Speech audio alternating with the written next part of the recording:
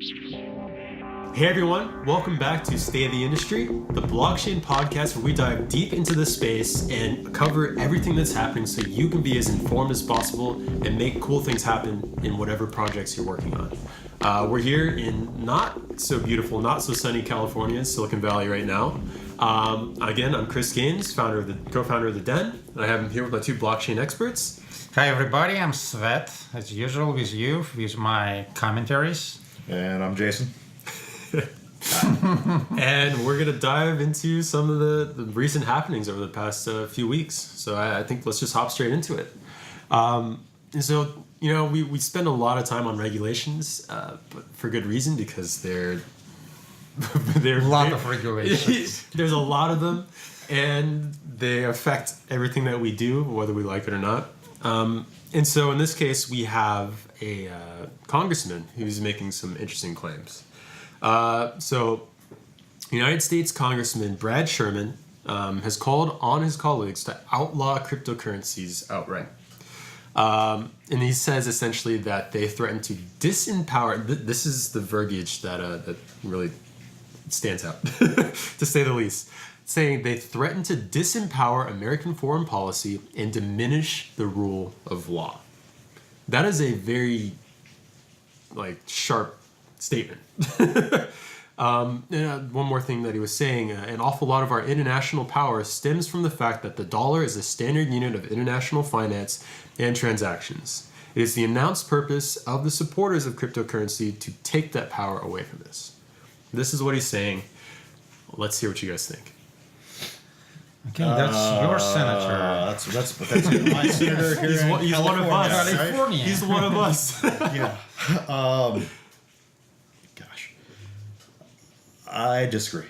That's very much that's a calm way let's just to start put it. there. That's not what people expect disagree. from you. That's just an understatement. Right. Part of the systems that we have, we've got lots of, outside of Facebook, what they're working on. It's something we've talked about before, a lot of the cryptocurrencies are already pegged to the dollar. And they're donated in USD. Like you go Tether, for example, they use $1, right? Decent amount of stable coins that are pegged tied to $1, right? Most of them. Yeah. Yes. So if this is really some big international conspiracy to take the dollar out, then why are we pegging our stable coins to $1? That's... And people are saying that as a way to legitimize the crypto. If anything, right? America is leading in all of this, and they need to not listen to this guy and just get more on board. Because that news already 2 weeks old. Right. There were a lot of people who were already commenting on that. Yeah. And many people already go to that Mr. Sherman profile and figure out that most of his, if not all of his sponsors are for financial industry. So that maybe explains something to us. So these guys just want to be as good as his money, or the money he's getting from other people. He's just making his job. So you think that he's essentially just another politician that's being driven by... Well, I would say it's not he's another politician, he's just a politician. If you want to know what I mean.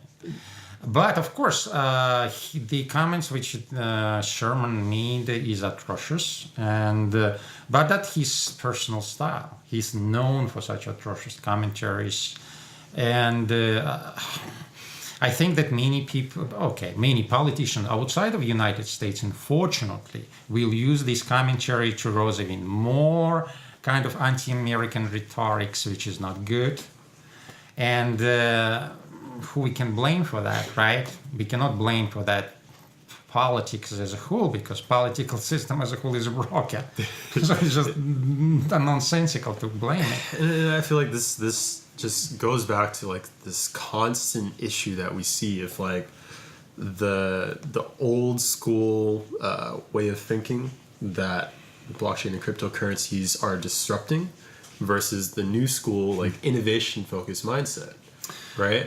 He's obviously along with the people that he's working with or who are donating to his himself. And fortunately, if you are able to name me where is a new school of politics, just I wasn't point your talking finger I wasn't talking, about the yes. I wasn't saying talking about politics in general. I think again, most of the political sphere is in that older school train of thought. Most of it, not all. That of it. is my point. I'm asking where's a new type of politician? Just name me one, which is we got this new candidate from Democratic Party, Mr. Couple of Lee. them. Yes, couple of them, but most prominent of them is Mr. Lee, who keeps talking about the cryptocurrencies. But if you read his platform, he's got for about 250 something points which he wants to implement. Cryptocurrencies is only one of those points. Yeah. So he didn't actually understand, and he didn't actually even care about all this decentralization concept. He wanted to be in power and again be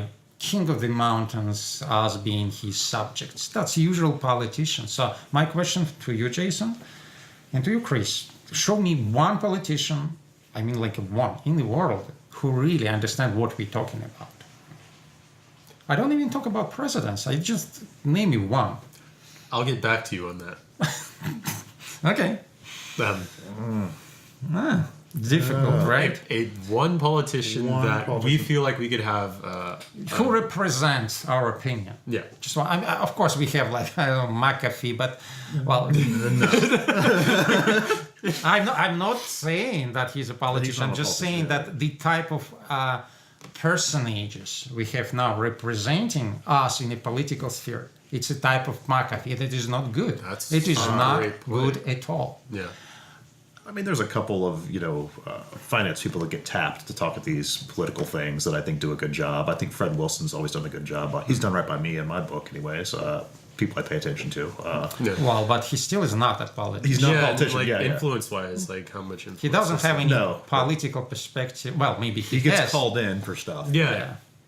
And so, to be kind of, to wrap it up, I think that until we understand the importance of the political moves, of the political representations, we're going to keep receiving such a commentaries from all sides of the political spectrum because we are enemies for all of them.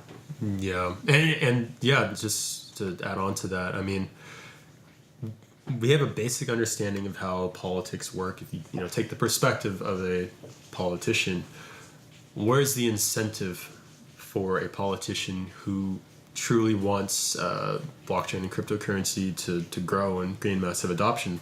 Where is the incentive for them to keep their career and further that objective? Right now, it's you'd have to find a large shift or find a large group of support within the political system. They would have to solve the adoption issue themselves. Well, there are actually a lot of different questions inside that one which you just asked, because first of all, there must be some organized movement. For example, you remember that movement of the Occupy Wall Street, right? It was disorganized, but it was a movement. It made headlines. It made headlines, and it made more or less some maybe political candidates from that, but it went nowhere. It actually crushed. They wanted to crush the Wall Street, but they were crushed by themselves. That was not probably their fault entirely, but we have to learn from this. So, but they were influential. They were much more influential than all cryptocurrency are together on the politicians, because what's happening now, there is like a 5 or 6 corporations which are financing these lobbying groups. We talked about those guys, maybe last month, remember this one, right? Mm-hmm. Like Ethereum Foundation or Ripple Foundation. But who else do we have? Nobody. Yep. All of our leaders, I don't know, Andreas Antonopoulos, he's completely not political. He's do everything which he can, and I can understand him, of course, because he is basically from previous generation who was heavily persecuted by whom. And what can we do about that? We can do we can talk about that. That's what we're doing. So we can present our position. We can maybe raise some concerns, because if we don't want that to happen, let's select our own senators, right? Yeah, it's you gotta play the system, I guess. Okay, guys, I see you're distressed. Let's move on. This is always a distressing thing. Yeah, you're sitting here saying we don't have a dog in the race. I get it. Yeah. We don't have dog and pony show. That's how it feels outside of working on the outside of that system. So maybe that's the solution. Well, of course. I'm not saying that it's just the whole point of the movement was to influence the politics through technology, but even Hal Finney himself, only one big piece of, well, he never wrote a big article, but he wrote some notes in CryptoPunk lists, and that CryptoPunk list contains, until recently, you can check it out, and it says that without political power, all of these CryptoPunks' dreams is just utopia. Check me out. And that's Hal Finney. That's basically godfather of everything which we're doing. Well, I think we have to at least listen.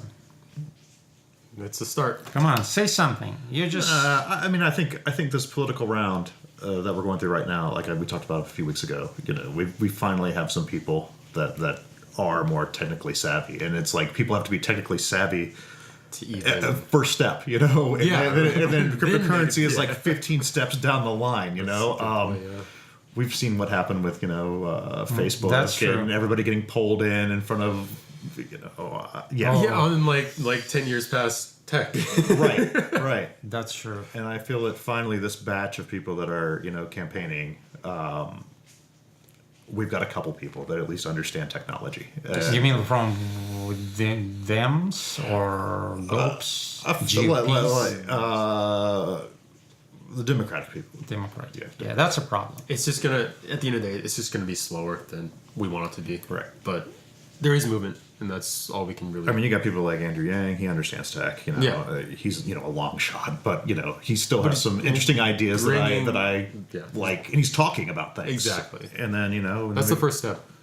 And we've got Beto or Beto, how do you guys say? Whatever his name is, the guy from Texas. Beto. The Call of the Dead Cow guy, hacker. He's got he understands tech. So there's a couple picks.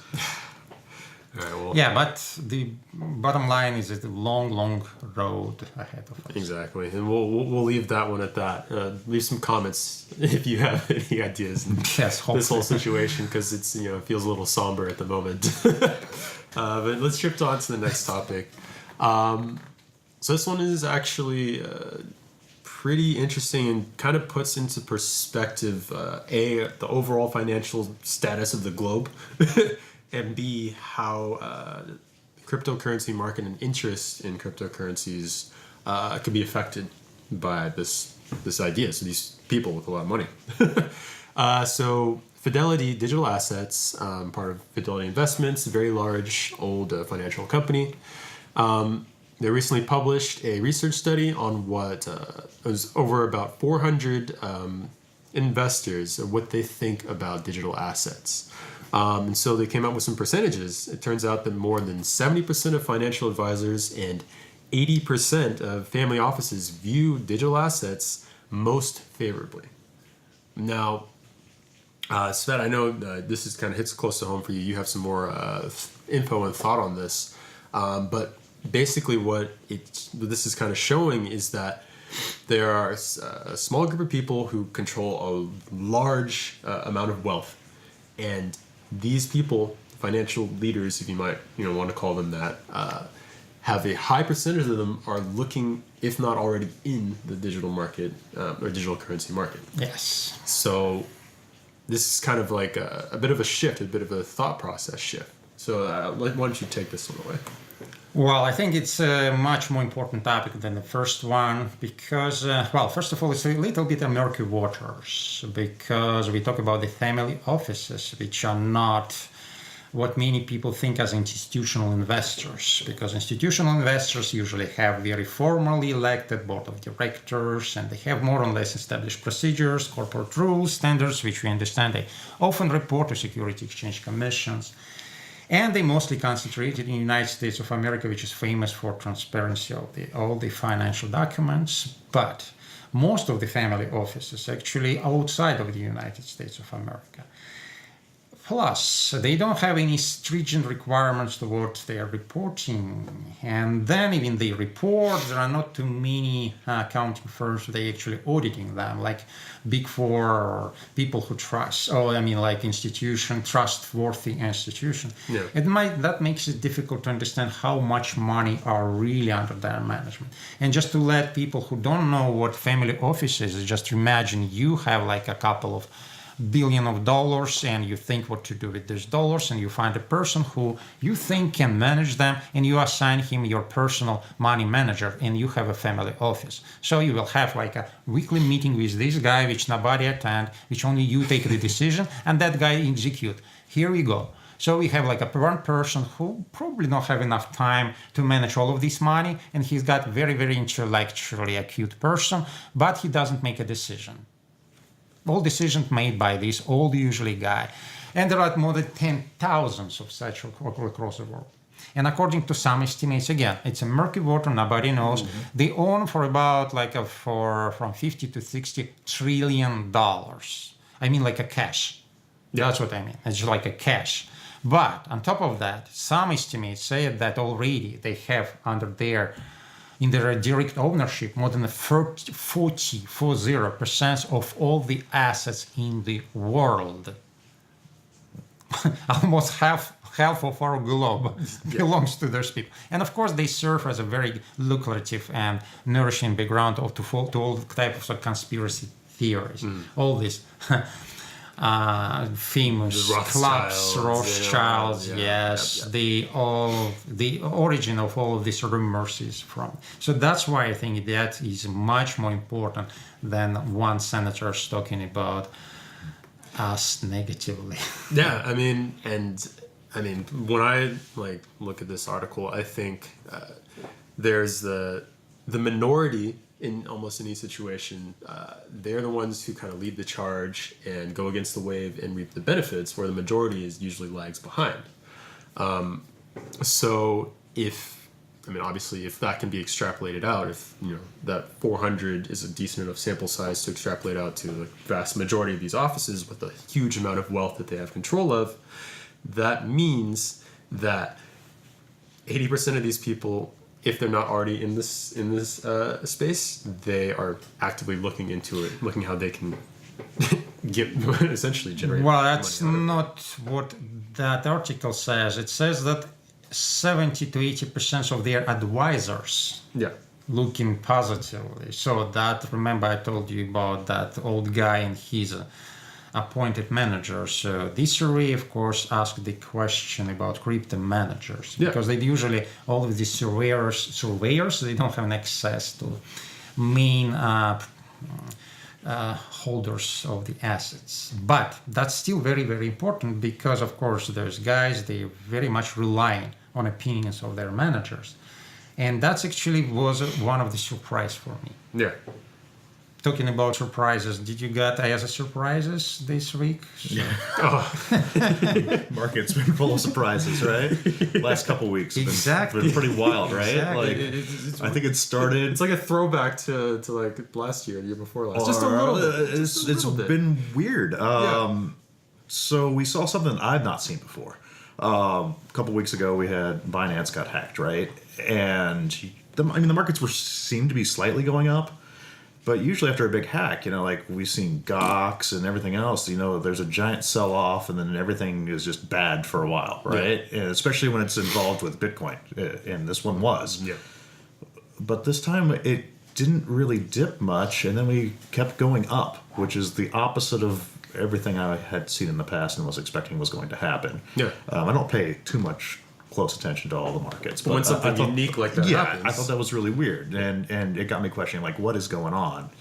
And so that was last week, and then this week somebody moves some bitcoins, and then we get a $25 billion haircut off the markets. That's also very strange. Yeah. So what do you think? Why? First, why it happened to Binance, and then market, not why it happened to Binance, but why market reacted so. Why the market? I believe that it's just when it comes to data, you need anomalies to happen in order to capture what's actually going on, especially if you're looking for manipulation and things like that. So I think the people that are paying attention to that should have some fun articles coming out here this next week. We'll see what happens. But the math doesn't add up that somebody sold, this many Bitcoins and the markets tank by 20, So you're talking about the 5,000 Bitcoins which were sold on Friday morning and led to collapse to more than 20%. But you don't talk about the Binance, right? The Binance thing is interesting. The Binance is interesting because we have, CZ is there, and he's like, "Yo, let's roll back Bitcoin." And somebody, and one of the Bitcoin Foundation people, even kind of let him in that train of thought, to say this craziness, and I'm like, sure, people can say I say things that I wish could somehow be unsaid from time to time, but that's he types it out. He types it out, not just said it mentally, took the time to type it out, throw it up on. That goes back to devaluing the entire system. What? Hold on. What are you thinking? Hold on. Don't forget that it was not CG's remark. He was only citing the Twitter was sent. Yes. So it was not his proposal. Right. Just to be fair. But he seemed to be getting behind what was being said, which was That's weird, true. right? That's true. That was not invited. But he actually didn't roll back the Bitcoin. He rolled back himself. Yes, he did. And that was actually good and timely, because I remember it was like a tweet storm from all sides. Everybody blew up. Yeah, he was having a bad day. He was having a bad day. He was under a lot of stress, getting hacked. Comes out and says this. Things happen in Twitter, and then it's like, he was not having a good day. That's the game he plays, being in that position.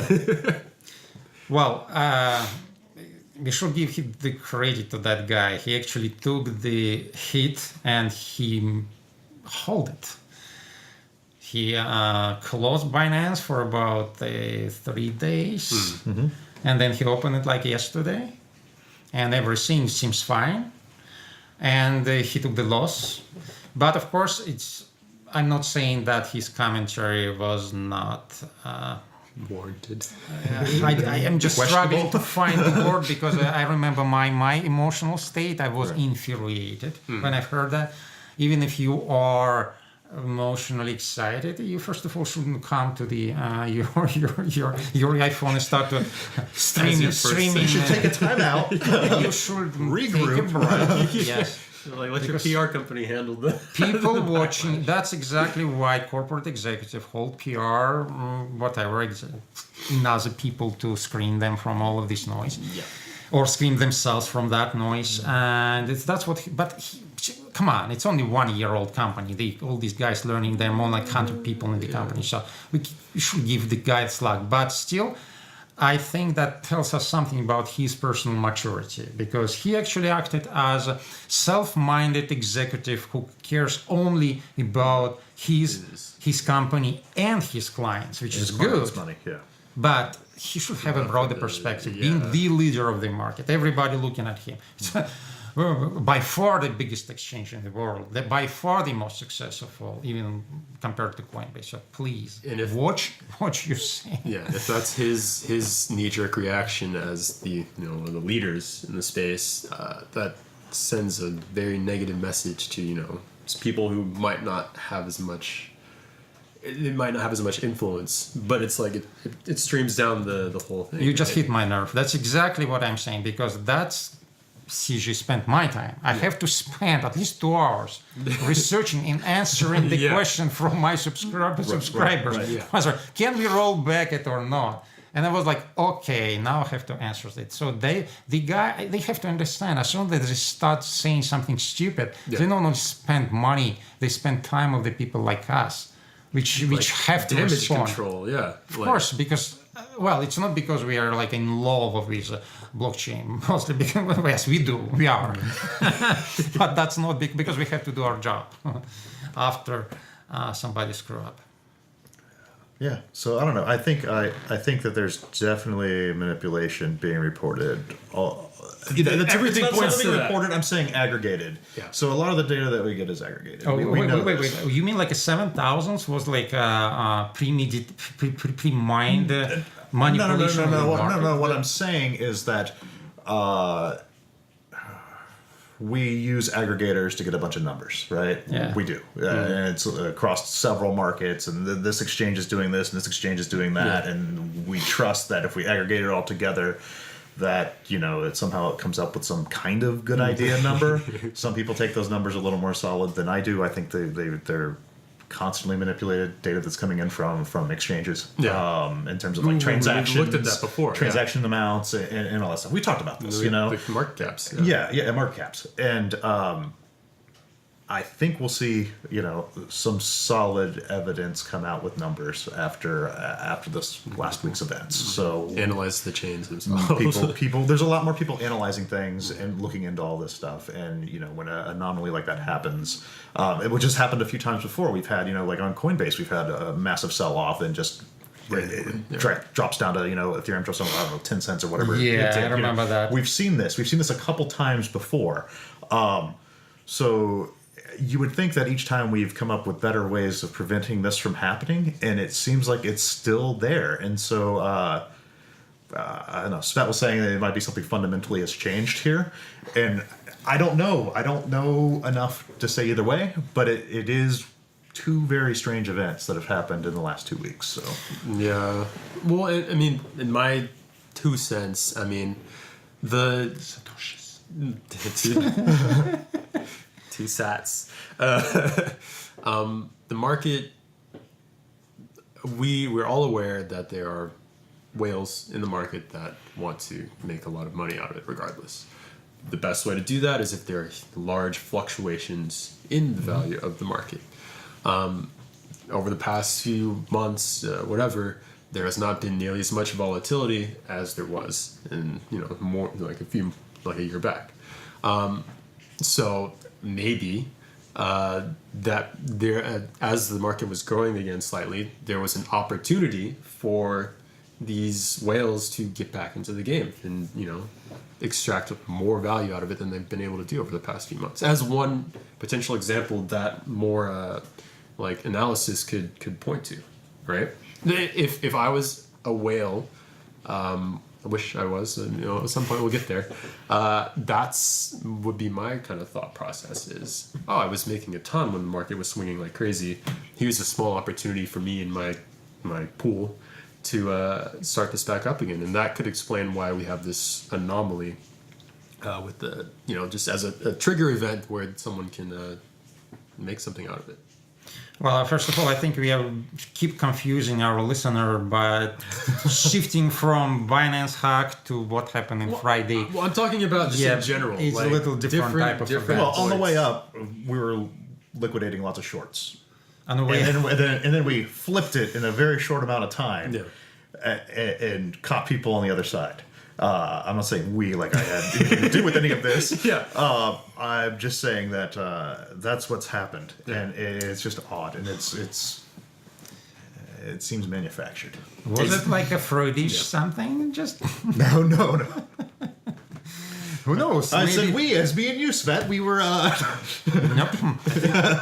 I think I'm straight like a steel. So. I think the conclusion, at least from my point, is it seems like manufactured in a way.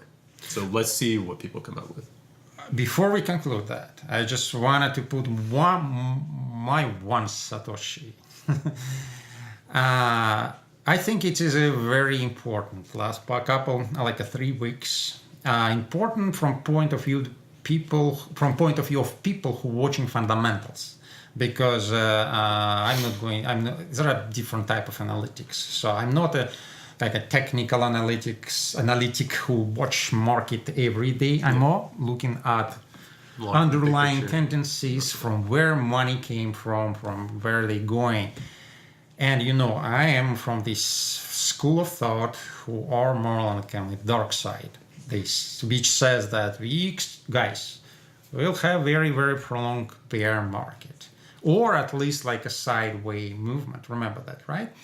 So from point of view of such type of analytics, which school of analytics, which I belong to, it was very unusual 3 weeks. Yeah. Because it doesn't fit to our estimation. Yeah. I'm open, and I also can be wrong. So according to my estimate, we can reach, it used to be my estimate. A couple of weeks ago, 3 weeks ago, I thought that we reached 8, because 8 on a Fibonacci scale, 8 between 9 is for about 50% of correction from the height. And fundamentally, and it's like a technical point of view, right? Strategical point of view, I don't want to get into detail of where capital going on and from, but approximately $150 billion is going in and from the market. And if we add things, the evaluation of 250 billion must be reached at the end of September. That's what I thought. And that's what many people thought. But suddenly, we're already there in 3 weeks. Yeah. 2 theories now prevails. First, I don't know which is percentage between them, I say 50-50. First says, okay, that's a market manipulation. I know, Jason, it's your part. There are people there, right? Wealth. And some say that 80% of all the market, 80% of all the money on the market is managed by wealth. So there's probably few people, maybe less than 100, who can take such a decision as sell 5,000 Bitcoins at once, and then put and buy an order on OTS market at the same time. So that's usually how it's done, right? However, and that's first school of thought saying exactly that. So what wealth are now doing? They try to confuse analytics like me. They're saying, okay, let's try to play the present the bear market, falsify the bear market, whatever you can call. And then they made that strange purchase because from the technical side, everybody expects. Tom Weiss was talking about a lot. Many people was talking about 1,500 Bitcoin, right? Many people expect. Most of the people I know, serious traders, they were expecting at least 2,000. Point being, there were no buyers on the market. No buyers on the market because people with small players with small cash, they already was invested during the previous crash. Averaging on the market, everything, they don't have money to invest except they'll sell it. But that's no more than $150 billion and just a spread across the year. Other people, more or less middle kind of investors like Tom Wayne and so forth and so on, were not buying because they're professionals. They look at the indicators and they knew that basically the floor was about 2,000, maybe even 1,500, maybe 1,000. From where these buyers came from? You understand, right? Yeah. Oh, I think. What's the source of this money? I think the bull part was manufactured as well. So. Yes. So that's what first theory says. First theory says. I'm in that camp. First theory says there is a whale who said, "Okay, I'm tired. I want to sum around. Let's make buy. something happen. Let something happen." However, I belong to the probably second school of thought. Not I belong. I just lean that way. 51%. I don't really can explain that, but I think that maybe that is institutional investors. That would be The institutional investors, that's why I said this topic is very important. Maybe now they just start buying because it's time. Of course, it's like $50 trillion, right? And that purchase was our market was 130 billion, and then it rose to 240 billion. So it's $90 billion only. So it's just peanuts. Yeah. But somebody made a purchase at least for $10-20 billion. Yeah. Because that purchase moved the market a little bit, and then other whales jumped back in, yeah. And then what happened? when we start all corrections, if you go at the, if you look at now like a technical part, like a technical analysis, we look at all of this 2 weeks, and we see constant only green candles, extremely unusual. So all the sales, all the dumps were bought out. Interesting. Immediately, yeah. Who has so much money to buy those dips? We don't. Anybody from this crowd, we don't have. Nobody has the money now, right? Everybody invested. So again, institutional invest. Okay, it's a deal. Maybe again. But That's here's Jason. He represents his part, manipulation, right? I'm sitting a little bit this side, right? I'm saying probably. It may be a little bit more optimistic. It doesn't mean that I'm jumping in a kind of bandwagon and starting to. And I do think it's going to be interesting on which way the market goes over the next week too. Yeah. Because that's the last shoe we got to see fall. You know, like after all of this, where are we headed? what's going on? Yeah. I will put in 1 month on this. 1 month on that. 2 weeks, yes, That's because now it's just a confusion. Right. It's going to clear up a little bit. Look at everybody. Past week, it's just explosion of enthusiasm. CNBC, Bloomberg, They're all back Reuters. in that excited mode. A little Again, back this story about the guy who sold pizza for $10,000. That's an indication. Back in the news again. That's an indication. bit. It's making its rounds again. You see the pizza in the news? Time to sell. No, so that's actually a really I like the 49, 51% thought. Again, going back to the idea of like doing analysis on the chain and the transactions themselves. I don't know enough about how whales operate, but I feel like it would be really interesting to see the number of like new accounts that have been created or are holding this $10 to $20 billion of influx that you said versus previously existing accounts, or at least like that have had activity recently versus it's a flash of new activity, right? Like I'm not a blockchain analyst, but I do have a decent idea that would be something I would want to see more of in these reports that hopefully people are coming out with. Difficult to do because money go first to exchanges. Don't forget that. But hold on. But the exchanges are also whales. Also true. Yeah, I mean, the manipulation. That's I'm 49%. So if anyone is an analyst of blockchains, please connect with us and let us know what you think, because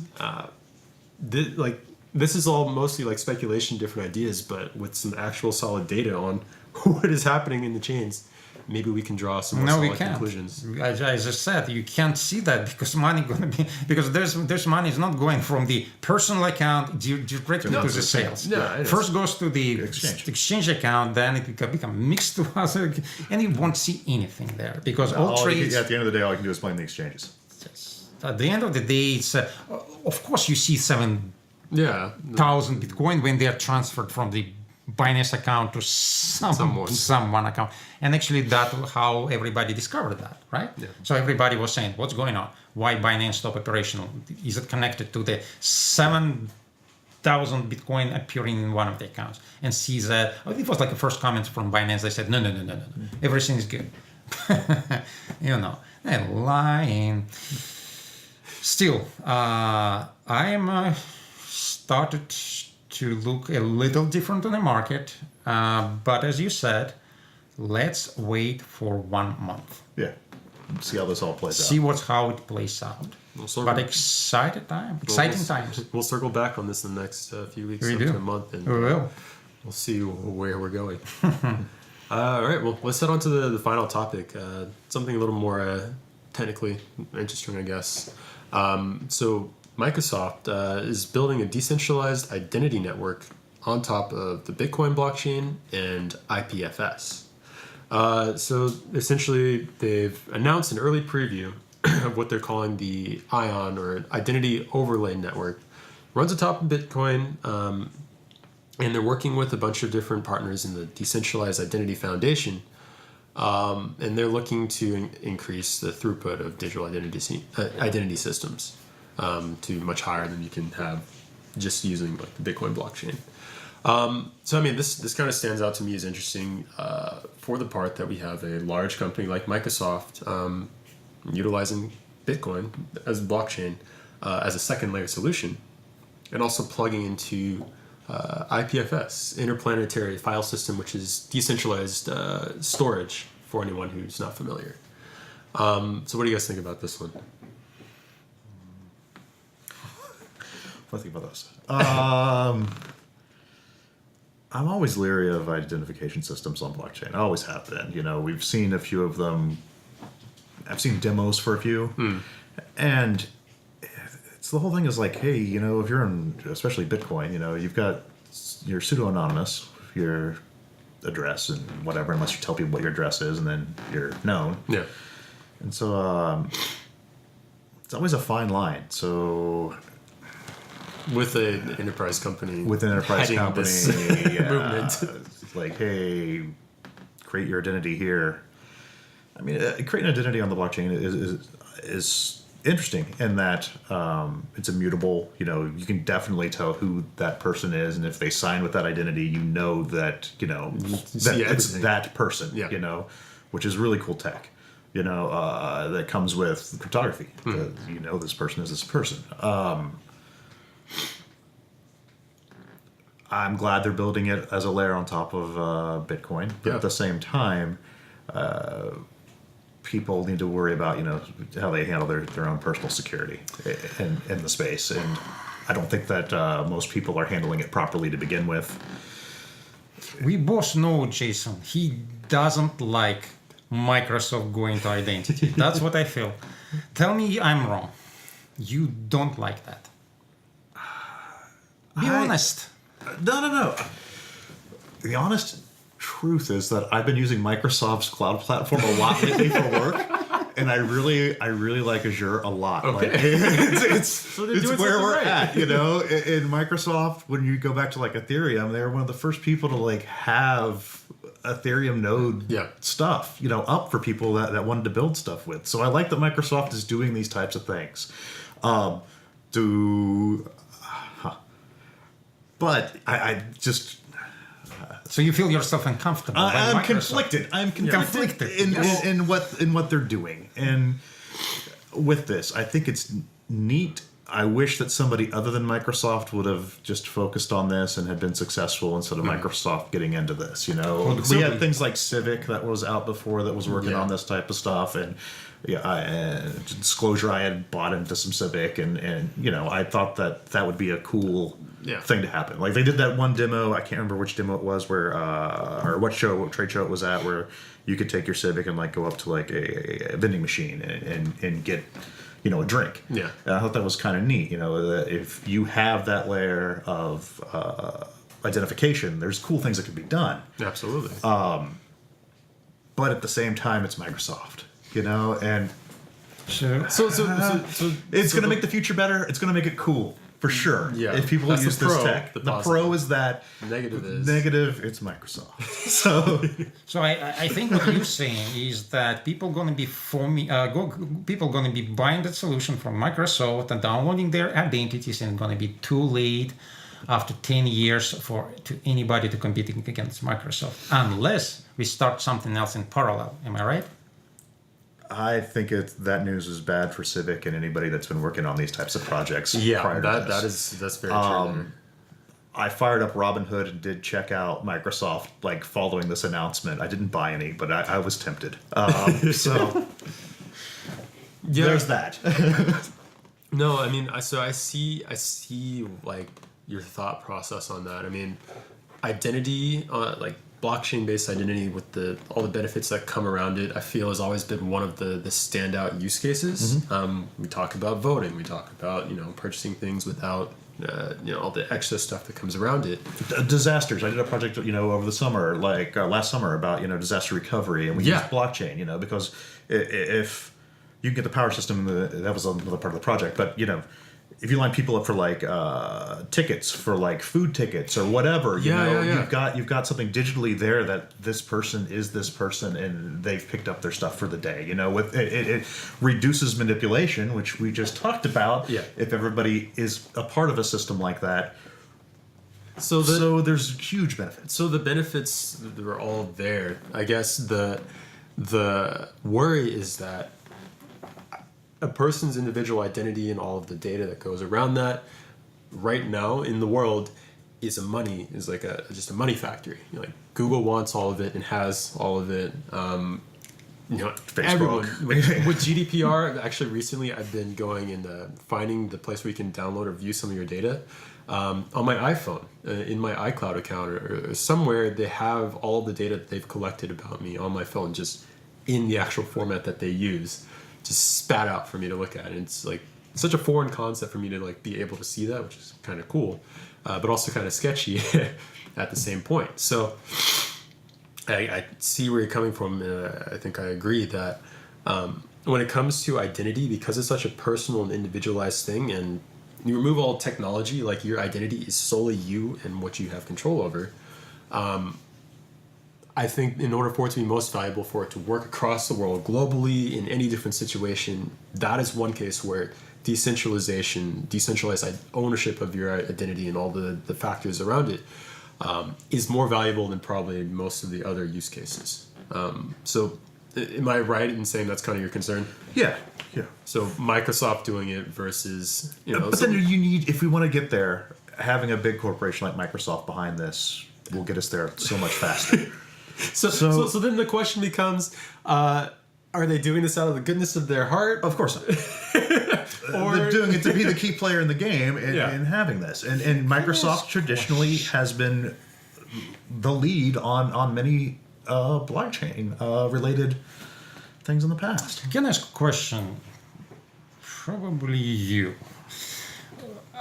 Okay, I agree with this. There's types of warrior substantiated. Nobody wants another corporate giant stepping in our sacred place, watching from the corners. But if you have an identity already in blockchain, so presumably, and they're using to open blockchain, IPFS. Yeah. That's also I love, which I love. And that's why it's Bitcoin. like pro con. Right? It means if I have, I don't know, API, whatever, I can download, well, it's not, of course, on the API. I can download the same data. Mm-hmm. So they're creating basically the silos for everybody else to use their data. So what's wrong with that? Kind of a repository for all of our identities and spending their own money. So thank you. Why it's wrong? Usually it's on a government level and not a corporate level. So there's one thing that I've you want a government there. I'm not so much big on governance either, but I'm saying usually these things are handled on that level, and it's being handled by Microsoft, which I'm conflicted on as well, because I'm conflicted on both. But what I didn't know about that, we want a government there. That's a surprise. It's a socialist position. Like no. Thing, what right? I'm saying is that at the end of the day, if I feel like everybody conflicted about that. yes, I think people should be paying their taxes, and we all benefit from that. And the government's supposed to have your IDs. So you want a government checking out your ID, putting it in the blockchain, something like. Does it make sense? Because we have like different governments in the world. Oh, I know. And they all have different on an open system approaches. Passports are relatively they work decently well across multiple. But different passports. Many countries they don't have a biometric passport. No, I know, right? but I'm saying probably they should, or probably should not. But again, here's the different positions. So you think that government must do that? What's your position? But I also think that the government doesn't understand any of this, so they need a good example to see working before they can even make a decision on any of it. Mm-hmm. So Microsoft is leading in that. The whole thing, I'm just conflicted with the whole thing. Yes. My opinion is that, if we want to realize the benefits of the tech and what it can provide, the government's going to be involved. And put it this way, if maybe through this, showcases an example working that through a trusted company and the government, wants to actually utilize it, I would be happy to be able to utilize a blockchain-based identity through the government that I could take places. Like, keeping in mind the potential drawbacks, but there's always going to be potential drawbacks when the government gets involved, when a centralized company has access to I'll your just stuff. put my identity on one of the addresses, not all the addresses. It is pick one. You know what I'm thinking? I'm thinking that decentralization is exactly what we have right now. We have a confusion. And decentralization is all about confusion. So what's happening? We have now different sources of the same informations Yeah. and different consumers of the different information. What I meant by that, even if Microsoft took identities of people who are going to be voluntarily subscribing for their platform, allowing them to use this data to put in IPFS and then use a blockchain for fixing the state of that system as people usually do. Then we have the silos which contain data in the format of Microsoft. Then the question is who's going to be using that format for their own purposes. Mm-hmm. Will it be governments? Maybe. Will it be individuals? Maybe. Will it be corporations? Maybe.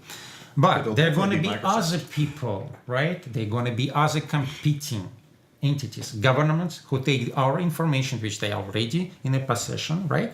And put that information in their maybe own blockchain, not necessarily Bitcoin, right? Ethereum, whatever. And then we have another side with different type of data, because obviously there's two formats won't be compatible or even we will be competitive. And then we're going to be us who are going to be starting companies. There are a lot of companies about identities. Who blockchains? I know at least 3 who are focusing on exactly the same issue. Even Vitalik talking about identity as a first, you remember his exchange with Elon Musk, and the first line which he sent Elon Musk was identities. So that issue is big. One more commentary and I will shut up. Did you guys notice that Microsoft is actually choose 2 most popular now blockchains, Bitcoin and IPFS? Actually, in the last maybe 6 months, it became one of the most popular blockchains where people start to build their second layers on top of, because Microsoft basically building second layer on top of the Bitcoin. And the PFA, IPFS also many companies start. What it's telling me? It's telling me there's people in Microsoft, they know what they're doing. They're actually very good. They're actually following trends, and they are not like majority of corporations, like these funny people from JP Morgan. I just don't know even who they are. It's just, that's funny. They won't even let me open a bank account because... No, it's whatever. Because I looked at their consensus, and it's well, I don't even know want to talk about that because it will probably get it. They even using the wrong type of consensus. Right. But anyway, Microsoft is different. Microsoft is very serious, and Microsoft using very good qualified people, and amazingly, they are now maybe even on top of the trend. You know, it's a little I bit... would agree, yes. I think I've checked out all their cloud services, and they're doing an excellent job. And over the past few years, I've checked out pretty much every cloud service provider, and Microsoft has stood out. I'm still leaning towards Microsoft on what they're doing. Guys, but we shouldn't... But all the stuff gets packed into their cloud services is how it all works, and so it's just another item to utilize for their subscription plan. So We shouldn't finish our decentralized educational channel on praising Microsoft. So let's blame Microsoft for something. Maybe. Come on. Maybe they've just chosen the Bitcoin network and IPFS as a marketing play to pick what's the most popular in the space and sell more cloud space. I know. Maybe that's all it Guys, is. here's why I'm blaming Microsoft. Microsoft is actually following the trends, do not creating their own trend. Yeah, that's what I'm saying. True. Yeah. They have so much money, guys. Create their own network, make it decentralized, right? That's making Linux for blockchain, whatever. But the question is, why create your own chain if there's one existing? Because they that you can clog in utilize? Bitcoin. There are how many layers? Just imagine they will need to increase the block from the current size. Just becoming there. Everybody started to just put all the data in a poor Bitcoin, old already overwhelmed blockchain. You see, use Ethereum. Ethereum proof of stake. That is the initial question: is Bitcoin Yes. cool, but why not Ethereum and IPFS? Well, Ethereum is a cool new topic. You know, this is what's happening between Vitalik and Gavin Anderson. That's a whole new, all consensus We can now. talk for another hour just on that. Yes, it's just like a funny The thing. last couple of weeks, yeah. All consensus just talking about that one. Yeah. Yeah, but anyway. So, I mean, maybe the best thing to do would be to dive a little deeper into how they're actually implementing this and see maybe the thought You talk process. about Microsoft. of Yeah, course. yeah. The thought process behind why they chose Bitcoin. Yeah, they have very beautiful diagrams, architecture in their page. Yeah, so So maybe that's the thing to look at. right now? No. Well, whoever's watching, you guys can look that up. There's good diagrams, good information. So you place the links underneath the Exactly. Yes. Yeah. Well, I think that's just about it for today. Yeah, I think so. Definitely some interesting stuff. And we now have a 1 month time limit in order to see what happens. With market day today is the 18th. Let's see. Take a note of the market and see what we have on June. the 8th, June 8th, I believe. Yes. So until then, closing statements. So over at the Den, we've got always cool things happening. So this Monday in San Francisco at Starfish Mission, we have an open house for our upcoming Blockchain for Developers course, Hyperledger for Developers course, and our Data Structures and Algorithms for Coding Interviews courses. When? That's Monday the May 20th. Monday, May 20th. What time? From 6:30 to 8:30, and we also have, along with our instructors, we have a couple of industry professionals who'll be coming to speak as well. Victor Fang and Dr. Michael Garbade. I'm not sure if I'm pronouncing his name right, but they're both industry experts in the blockchain space. They're coming to describe why learning how to develop blockchain technology would be a valuable thing, an asset to your career. So that'll be a lot of fun. Definitely come out to that. And other things happening, we have those classes. They start June 15th. Go to our website, www.theden.io, and you can see all the information about them. So really excited for those, and we'll hope to see you there on Monday. And Svet. Well, thank you for watching, and I'm Svet, and here's a little announcement, if you allow me to do that. So we exchange our thoughts before we start that recording, and we decided that next time we're going to report to you the news in the Silicon Valley.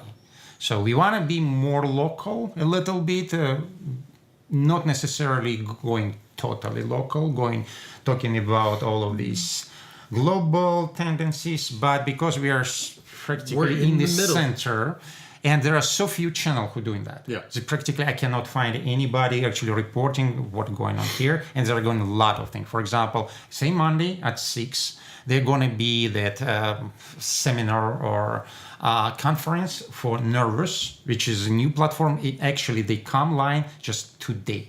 They went live Yes, today? they went live today. They launched it. Nervous is one of the newcomer platform, and again, we are not paid for that, just to make sure that we are not sponsored by them, but we are trying to give you news objectively, saying that they are very noticeable project, they're good, they're very good team, and why not us talking about them? We're going to talk about other projects which are happening here in the Valley. We're going to be talking about people who organize very cool conferences, and we're going to talk about the people who are doing very cool and interesting project anyway. So that's basically our plans. And by the way, if you have any types of suggestions about that topic, again, it's going to be about Silicon Valley, Bay Area, in San Francisco only. Some segments of our future state of the industry, but state of the industry, blockchain industry in the Valley. Yep. So that's the end of our announcement. Your turn. My turn. Nah, it's good. I'll see y'all next week. And No announcements? I got no announcements. What's I doing? can't- Whale? How whales are doing? How are whales doing? Nah, that's now your part. You made that Freudian mistake, so sorry. Yeah. No. Should have some things coming up here in the next few weeks. You know, I've been saying I've got an announcement, but it's one of those things that everything has to get through. Suspense is building Everything up. has to get through Suspense is legal, building up. and I got to get other documents signed before I can make some announcements formally. Before I can make announcements here, so it's on the way. Okay. All right. Well, thanks so much again for watching. This has been State of the Industry, and we'll catch you guys next time. Thank you. See you next time.